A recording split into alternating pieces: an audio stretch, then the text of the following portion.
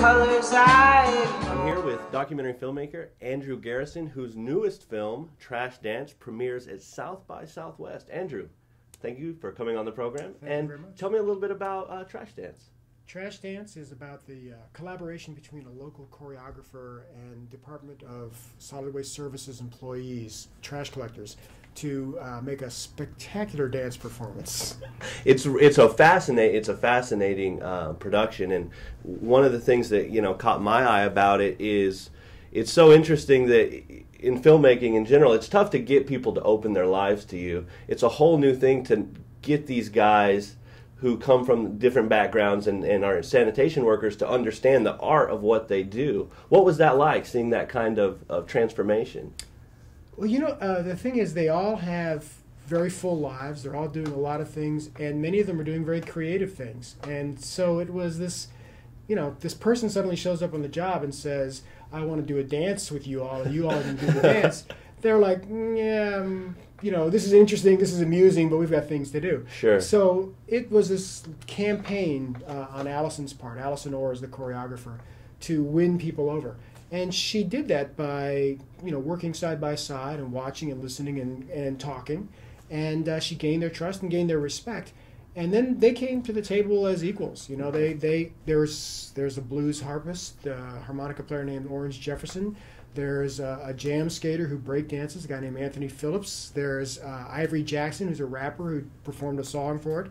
And then the people who are doing their everyday movements as dance. So people brought skills and opened up and participated as equals. It was a great thing. Yeah, it really is, and it's one of those. It's an interesting story in the sense that it's always great to see that collaboration of art and real life kind of come together. It kind of feels like Inception. It's a movie about art, about life. But I guess that's what every movie is, especially in documentary filmmaking. You hope, right? Yeah. Well, and that brings up another thing. Where I found your film was on Kickstarter. Oh, good. And tell me a little bit about that process, about what made you want to reach out to that community.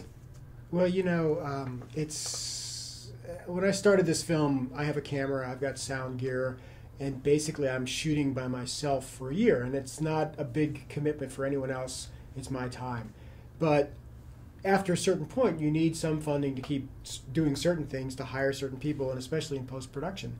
And, that's 90% of the activities in terms of just time that filmmakers spend is spent raising money. It's like a year and a half of raising money, a few weeks of actually doing something. Sure. So Kickstarter is another avenue to do that. It was very interesting. You know what it is? It's a yes, of course. It's a crowdsourced funding, and that's an interesting thing.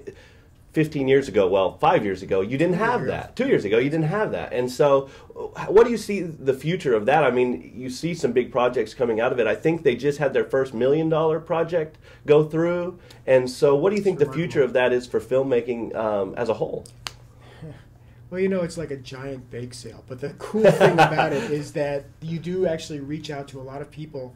I was, I don't want to do this. This is a lot of work. But even for those $2 contributions, you have people who are saying, I really like this project. And Sure. It's amazing how uplifting it is to have people see a little something and go, yes, this is great, I want to support it. So there was this kind of combination of financial support and just morale boosting that comes with that. The other thing is that I really like the Kickstarter people. You actually wind up in conversations with some of them. Oh, okay. They've been very supportive of the project all along. And I admire them for what they're doing, and it's something which actually is helping across a lot of different arts. So it's exciting. Yeah. I wish that there was more and better funding in other ways besides this. I think this is great. We're always trying to figure out different ways to make things happen, and this is just another thing. I think this is probably going to have a life. They're spending more money on arts than we are at the federal government level at this point. They've sort of exceeded the NEA, is what I heard. I'm amazed. That is amazing, but I could see that that's true. Yeah. So I'm glad they're there, and it's exciting. I don't know if it's going to change into something else or not, but it's been very useful, even for the relatively small amounts of money that I'm raising. Sure. Well, and you've been making films for a while now. How have you seen the whole industry sort of shift? It used to be you had to have a good chunk of change, and now independent cinema has been around for a very long time. But to really make a strong project and everything, it took quite a bit of money, and now the equipment's gotten cheaper, editing has gotten easier. All these things are kind of coming to a head. What do you think the future is for filmmaking? Well, the technology is great, right? It's getting better and better. You can make beautiful looking pictures with a far smaller investment than you could 10, 15, 20 years ago. Even, every year the technology improves. It's remarkable. But the fact is that it's, not just because you have you've got the tools, not everyone can use the tools. There's word processors all across America. Sure. Not everyone is, going to write a great book. That's right. So I think it's a great time to be making films for that reason. At the same time, distribution is crazy, and it's hard to get work out, and it's hard to get seen amidst all of the other things that are out there. Definitely. So I think it's a kind give of a and trade-off, but it's a good thing. Yeah, I see what you're saying, because you have you have all these avenues now. You have Netflix creating original content. You have all these new ways of getting original content out there, but at the same time, and then you have YouTube and all those kind of things. And so there's a giant mass of all this media, and kind of weeding through it, rising to the top is a little tough. So you can make the project, but having people come to it is another. Yeah, I mean, I think that there were 15,000 applicants for South by Southwest. I think that's right. Yep. So those are amazing odds. Yeah. And you're one of them. Yeah, I'm one of them. And there's a lot of really great films that don't get into festivals. I've gotten some terrific letters from festivals that said, "Oh, we wish we could program it," but because there's other decisions that go into it. Yeah, exactly. It's not just you have a really great film, we'll put it on. Yeah. They have to put on a show too. Well, so what is the feeling like? I know right now you're kind of I would be on the edge of my seat. You don't look nervous at all. I'd be a little more nervous going into this, but how do you feel having your film premiere here at South by Southwest? It's great. This is the hometown festival for me and for this film. So I'm really excited because the solid waste services employees are going to be there. They and their families. There's going to be a lot of people. It's going to be not just the crew or the cast who are in the performance, but there's going to be I don't know. We're talking about 200 reserved seats. I don't know if that's what it's really going to be, but so that's great. And I think it's really good for Austin in that sense, because the other people who come to see this will also get to meet the solid waste service employees. So that's fun. I feel also uplifted. It's like Janet Pearson has championed the film. She saw an early cut and said, if this is as good as it, if this is going to be good when it's done, if it's this good, I really want to see it. So let me see. And so that always felt like there may be a home here, and that was encouraging. Well, and how does the Austin, Texas, the film community here is great. Have you had a lot of support throughout? It's an independent film town. There's lots of people working here on their own things, but they also work with each other. There are a lot of people who gave their time for a day or two to work on my film. So there's a lot of trading that goes on in that way. So I felt very supportive, and friends who know about it who really like it.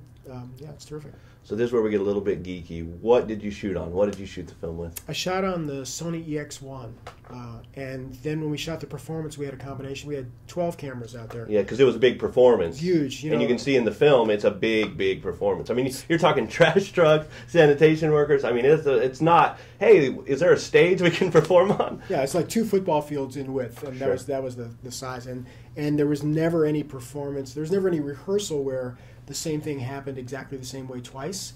So there was one full-up rehearsal scheduled the day before the actual performance, and so I had 12 people out there with cameras shooting from very specific angles to see how it went, to see what they should be paying attention to, and then basically on their own covering it when we actually had the performance. I see. But so there were Sony X1s and EX3s, which all match. Beautiful pictures from those cameras. I'm really happy about that. We had one flip camera mounted on the crane, so that we could see the crane driver. You didn't want to mount the EX1 to the crane. Well, we didn't have that. We couldn't just no. And then there was another crew that was kind of doing a behind the scenes with a 7D, and we used a couple of their shots in the actual film too.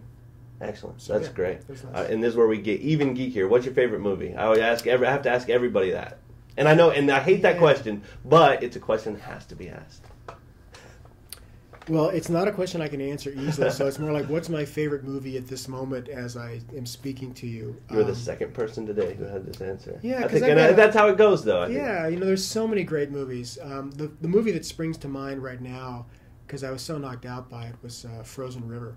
It's not my favorite movie of all time, but I just thought the performances were really fantastic, and I liked it a lot. I just liked that a lot. Other times I might have said Blade Runner, Sure. or I might have said Salesman, Yeah. or there's just like so many great movies. Salesman is great. Yeah. That's wonderful. Well, thank you so much for your time. Thank you for being on the show. I really appreciate it.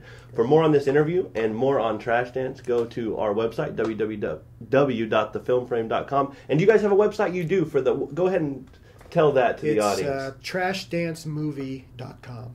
And it's great. I can tell you, it's wonderful.